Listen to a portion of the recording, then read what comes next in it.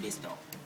Also, all the sick and agonizing slaves thrown from this house to the sharks, they were also thrown from that door. Now, when came the time to leave, all the slaves were getting online, and one by one, they used to go to the boats. But back in those days, the boats couldn't get very close to the door because of the stones. If you get close to the door, you'll notice many, many stones between the door and the water. So back then, they decided to make some type of bridge made with this type of wood up here called the palm wood.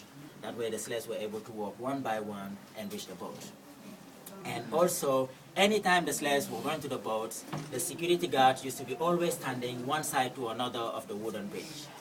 The reason was that anytime the slaves were going to the boat, some of them preferred to commit suicide by just jumping in the water rather than going to the boat.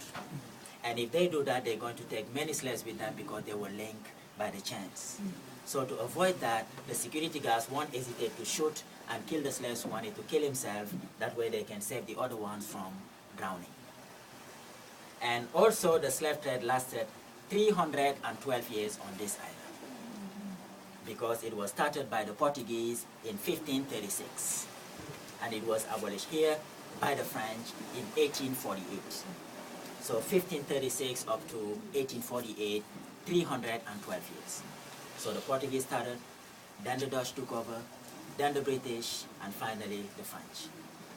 And history approximated in those 312 years that 20 million slaves transited all the way from the western coast of Africa to go either in North America, in the Caribbean, in South America, or in Europe. And about 6 million of them never made it. They died of sickness, bad treatments, sinking boats. So 14 million were spread between North America, Caribbean, South America, and also Europe. Also, this was not the only slavery house around this island. This was one of them. This was the most organized slave house around the island. That's the reason why history and the Ministry of Culture kept it as an example.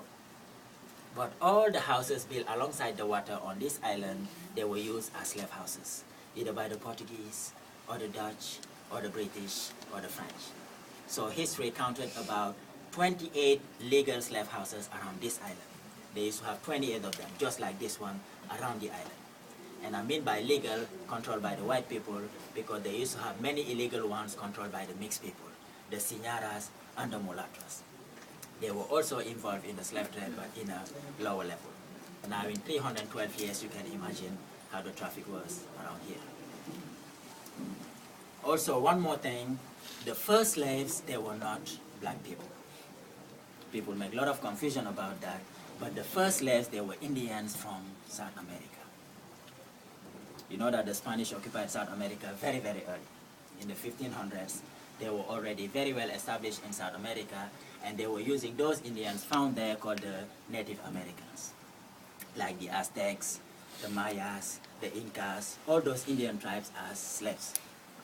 But it came a time in history that those Indians were getting sick because of epidemics, and many of them used to die. So a Spanish Catholic missionary, who was also the representative of the Spanish king in South America, he used to live in Lima, Peru. His name was Bartolomeo de las Casas. I don't know if you heard that name somewhere. Bartolomeo de las Casas, if you go to South America today, they call him the Indian saver, because he's the one who saved the Indians from slavery. But he was also the one who had the idea to replace those dying Indians by black people. So when he had the idea, he went and talked to the King of Spain about it, and the King of Spain gave him the agreement to come to Africa and get some slaves. But at that point, the Spanish had a big problem. They had the idea to come to Africa, get some slaves to replace the Indians in South America, but they didn't know back in those days the western coast of Africa very, very well. The Portuguese did. So the Portuguese came on tour to the Spanish, stay in South America, we'll come to Africa, get some slaves for you, and sell them to you. So the idea of enslaving black people came from the Spanish, because they needed them to replace the Indians in South America. But the action was started by the Portuguese because they knew the western coast of Africa better than any Europeans back in those days. So they used to come here, get some slaves, and supply all the Spanish colonies in South America. So when the Portuguese realized that the Spanish were doing very well with their slaves, they also had the idea to come here, get some slaves for themselves, and take them to their own colony in South America called Brazil. until they were kicked out of this island by the Dutch. The Dutch also had some colonies in South America where they used to take slaves like Dutch Guyana, Suriname. So they used to come here, get some slaves, and take them over there. Until they were finally kicked out by the British. The British were also kicked out by the French. So you see, everybody wanted to control this island. They control it. They control the whole slave trade in the western coast of Africa. Any question? Okay.